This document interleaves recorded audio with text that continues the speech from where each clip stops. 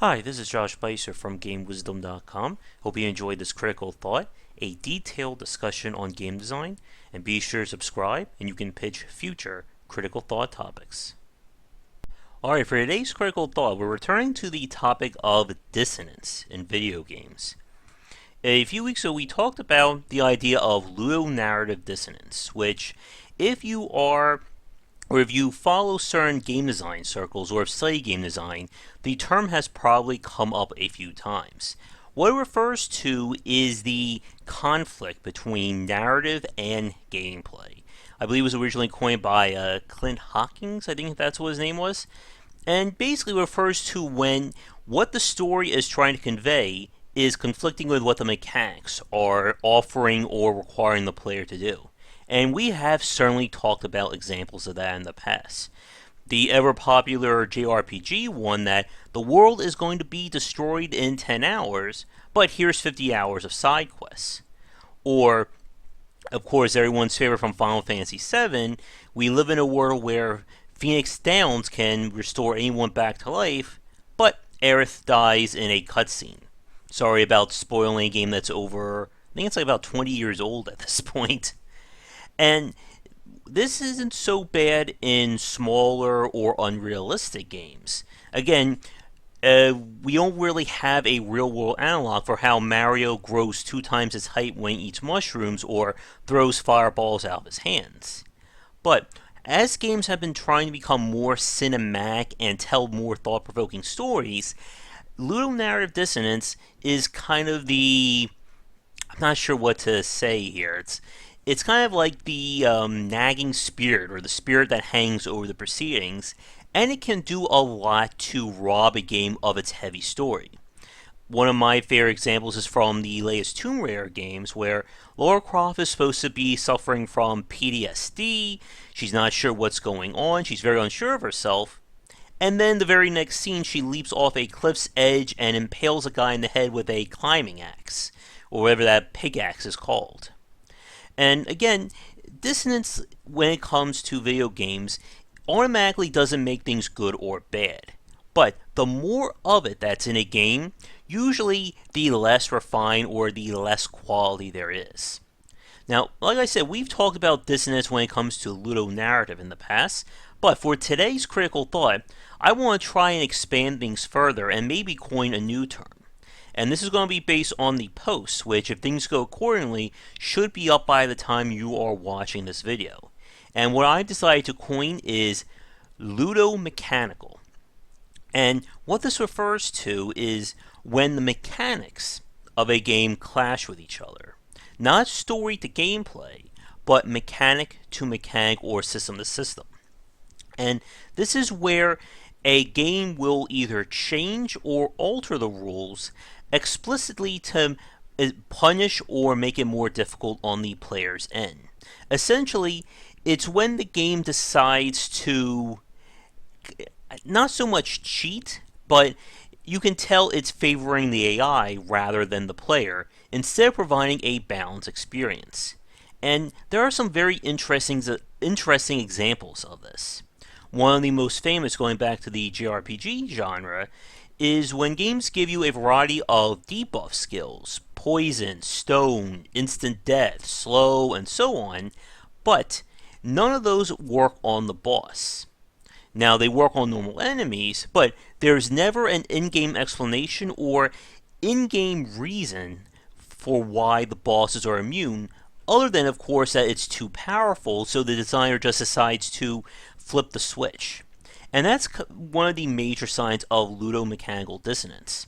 It's when elements of the game have to be changed or altered simply to make life harder for the player, or to try and avoid a possible imbalance, instead of just designing the game around a balanced experience to begin with. In the post, I talked about this being akin to duct tape. Now, duct tape in little amounts isn't that bad, but you don't want to build an entire structure or create a car and put it all together using duct tape. It just won't hold. And that's the big point about dissonance, whether it's ludomechanical or ludonarrative. That in small amounts, it's not going to damn a game.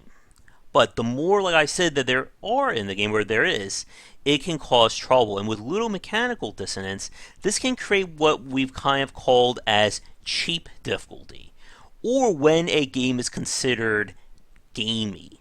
It's when the game elements just seem to get in the way of the experience, such as having force issues of hunger, or intentionally limiting the player's options in order to either prove a point or try and institute some kind of difficulty spike. A very famous example is when games basically break their own rules for a special boss fight or a special situation, such as an action game where you have all these weapons and abilities, which are then removed and you're forced into a very generic stealth section, despite the fact that you could easily take these weapons from the other people. Or for a final boss fight where for the entirety of the game you've been using, let's say, guns or special weapons, and then the final boss takes all that away and forces you to use either a less reliable or a less complete game system. And again, when we talk about a ludomechanical dissonance like this, it's one of those things that it's kind of hard to explain because it's not something we actively think about. But for me, whenever I come to terms with a game either being cheap or frustrating, it's usually because of some kind of dissonance in the mechanics. Now, one thing to point out is that we're not talking about when the AI is given a resource or special advantage like that. For instance, anyone who's played Sid Meier Civilization knows that as you go up in difficulty, the enemy AI is not playing the game better, at least to a certain extent, but they're given more resources to start. Now, that's not an example of ludomechanical dissonance, because nothing is being changed.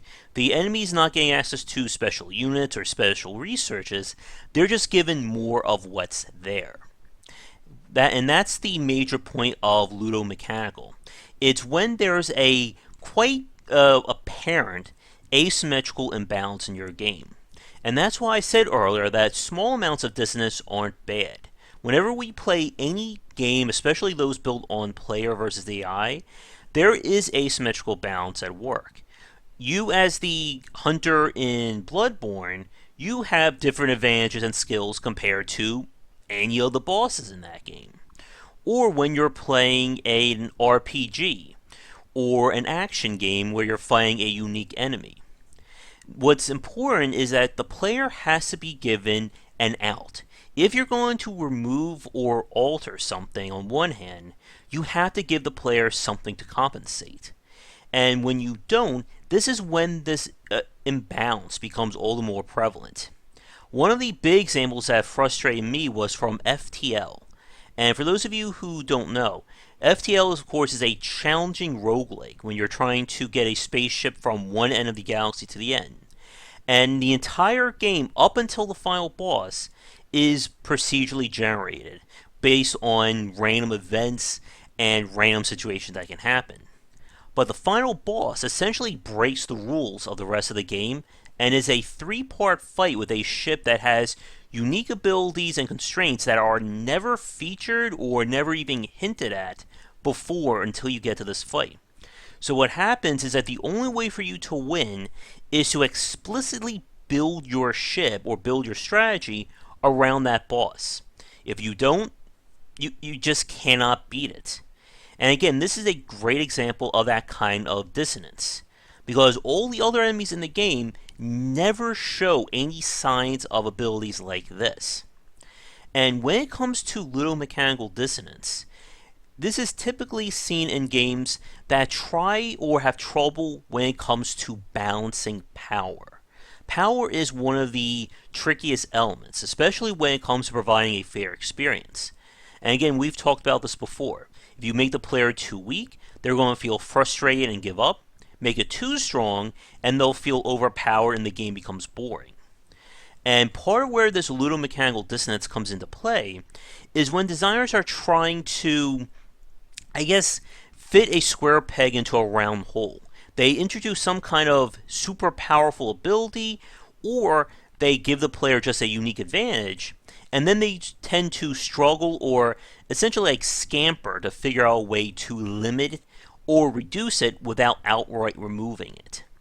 Another way of describing this would be like playing a game with a child who's constantly changing the rules when they're losing.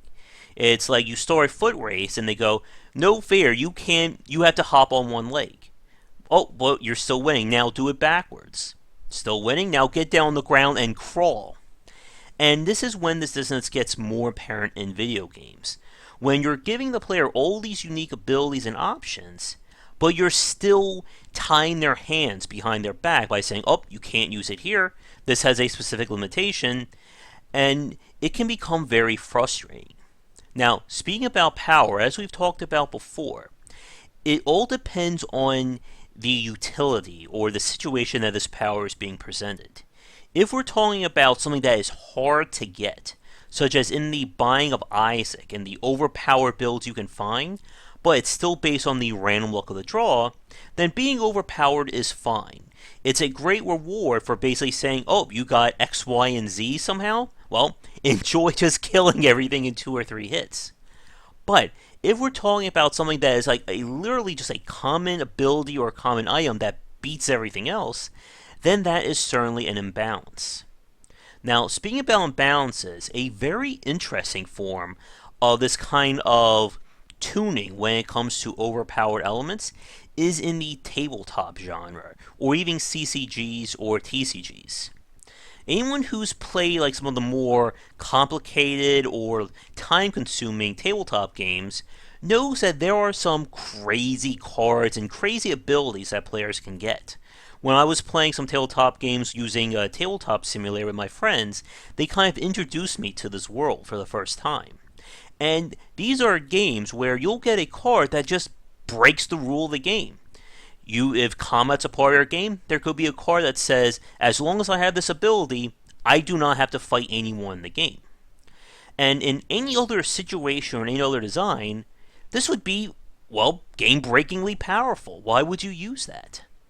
The point is that everything is game-breakingly powerful.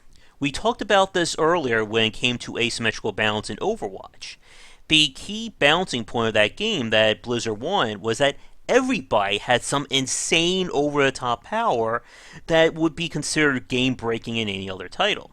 Whether it's McCree's High Noon ability, Reinhardt's shield, Mai's freezing, and so on. And the point is that everybody is balanced by the fact that everyone is imbalanced. Instead of saying rock, paper, scissors, it's basically nuclear missile, meteor, Cthulhu. Although I'm not sure what the hand gesture would be for Cthulhu there. And in this case, the Ludomechanical Dissonance is kept at a minimum because there's no attempt at hamstringing, there we go, or reducing the power. Basically, everyone gets something crazy. And again, the Binding of Isaac is a great example of that. Because of how the item interactions are built essentially by layering each one on top of each other, you can get some insane builds. And I can tell you with almost absolute certainty that Edmund McMillan did not playtest every possible item combination in the game. There's just too many. And it would have been easy to say, well, we don't want to give the player too much power, so for no reason whatsoever, only the last 5 items will apply to a character. Or maybe bosses will not take any bomb damage. And that would have made Binding of Isaac harder, but it wouldn't have made it more engaging. It would be seen as just, again, that dissonance of limiting your game instead of coming up with a creative solution. And what they did with the Binding of Isaac was just say, go nuts. You want a Brimstone, Ipepak, Super Doctor Fetus Meat Boy combination? Go for it. And you can be as weak or as game-breakingly powerful as the items that you find. And typically we see that in roguelikes and, again, tabletop games, where certain combinations will just wreck everything. And it's balanced by the fact that it's not something that's immediately available. It's not like you pick one card in a TCG and you are now unstoppable and will win every match. It's how you find those synergies and reward the player for getting in deep with the mechanics and systems, that makes it all the more rewarding. And that's when Ludomechanical Dissonance is really bad. It's when you say, here's all these great abilities and powers, but really you can only use a few of them and the rest are either immune or don't work on everything. Now, when it comes to fixing this or trying to get around it, again, you have to be careful whenever you introduce a new mechanic or system to your game, because once it's in there, it will interact with everything else in your title. And if you're having that situation where you just have to keep on limiting it or putting all these addendums to try and get this to fit, then maybe it would be better not to have it. But again, this is based on a game-by-game basis, and we're about 15 and a half minutes in, and I could keep talking. But to wrap up today's critical thought, can you think of games, other than ones that I've mentioned, where the mechanics essentially conflict with each other? Either presenting a situation where the enemy is given a unique advantage for no other reason than just to mess with the player, or the player has a special abilities or elements that the game intentionally limits because they don't want the player to get stronger. Now, one last point that I want to bring up, because I mentioned this in the post. Like I said, asymmetrical balance is a small example of ludomechanical dissonance, but it's generally seen as being acceptable if both sides, once again, have their own sense of being overpowered. And the example that I use is from XCOM. In XCOM and XCOM 2, the player and the AI are essentially playing two different games. The aliens have more numbers, they have unique abilities that the player will never get, and of course they operate on a different rule set compared to the player, especially in XCOM 2 with the mission timer. Now this would be an example, again, of an asymmetrical balance. The player, on the other hand, has units that can get promoted, they can upgrade them, get the special perks, and this way, again, everyone is being balanced by the fact that everyone is in balance. And it's very interesting to see games like this. And one last question, for you folks out there who play tabletop games, are there good examples of games like I mentioned that, again, they're balanced by the fact that nothing is in balance? Let me know in the comments below, and what do you think about my little term here? Do you think it has legs?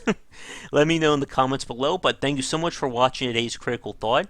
If you're new and you enjoyed it, be sure to like and subscribe to the channel, and check back for daily discussions on game design here and on Game Wisdom, where we examine the art and science of games.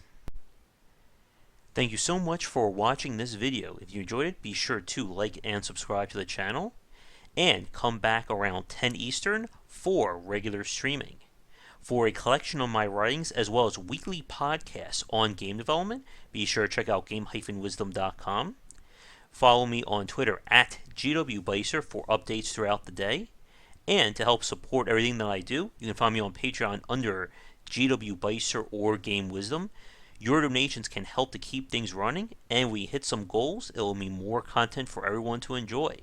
So, thanks again for watching, and be sure to come back for daily discussions on game design on the Game Wisdom channel.